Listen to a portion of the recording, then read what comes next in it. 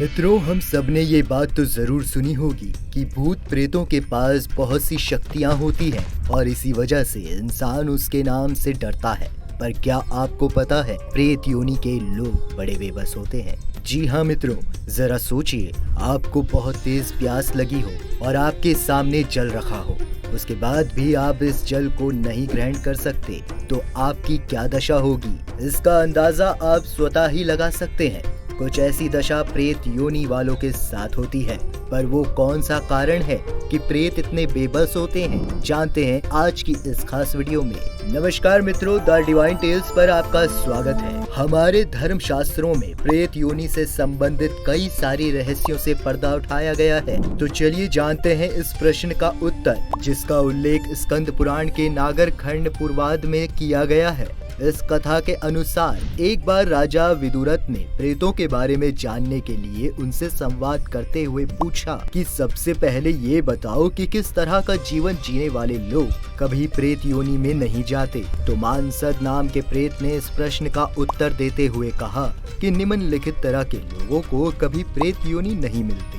जो व्यक्ति अपने पत्नी के सिवा और सभी स्त्रियों को माँ और बहन के समान मानता है, जिसका चरित्र और चित्त पूर्ण रूप से शुद्ध होता है, जो इंसान दूसरों के धन पर कभी कुदृष्टि नहीं डालता है और अपनी मेहनत से कमाए हुए धन से संतुष्ट रहता है, जिसके अंदर कभी लालच की भावना नहीं आती। आगे बताते हुए प्रेत ने कहा, जो व्यक्ति अपने गुरु का आदर करता है, अपनी मित्रता को सच्चे मन से निभाता है तथा अपनी क्षमता के अनुसार दान पुण्य और जन कल्याण के कार्यों में संलग्न रहता है, ऐसा इंसान कभी प्रेत नहीं बनता है। इतना कुछ बताने के बाद उस प्रेत ने राजा से बड़ी दुखी मन से कहा कि हे राजन, इस प्रेत योनि में हमें बड़ा कष्ट है, कृपया आप हमें इससे मुक्ति दिलाने की कृपा करें। ये सुनकर राजा ने बोला, पर मैं तुम लोगों को इस प्रेत योनि से कैसे मुक्त करा सकता हूँ, और तुम लोग इससे मुक्त क्यों होना चाहते हो, जबकि इस योनि में तो तुम्हें पुराने जन्म की बातें भी याद हैं।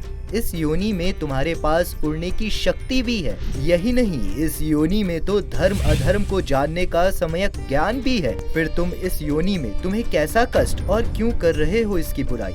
इसके उत्तर में मानसद ने कहा कि हे राजन, यह एक अधम योनि है जिसमें 3 ही गुण हैं, आकाश में उड़ने की शक्ति, पूर्व जन्म का स्मरण और धर्म अधर्म का ज्ञान।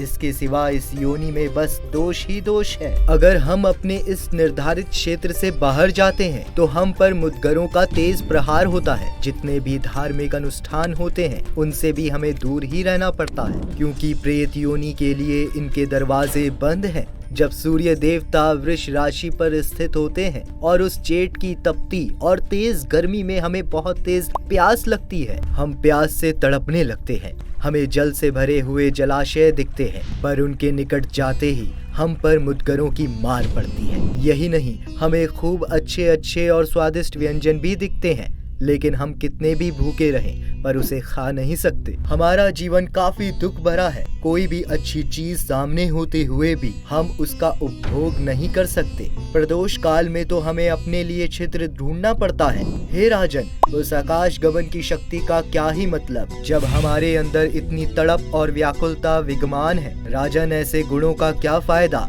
जो मोक्ष की प्राप्ति ना करवा सके। हम जिस योनि में हैं वो किसी भी पुण्य कर्म में सहभागी नहीं हो सकती। अतः आपसे विनम्र आग्रह है कि आप गया शीर्ष जाकर हम तीनों का अलग अलग श्राद्ध करके इस योनि से मुक्त करा दें।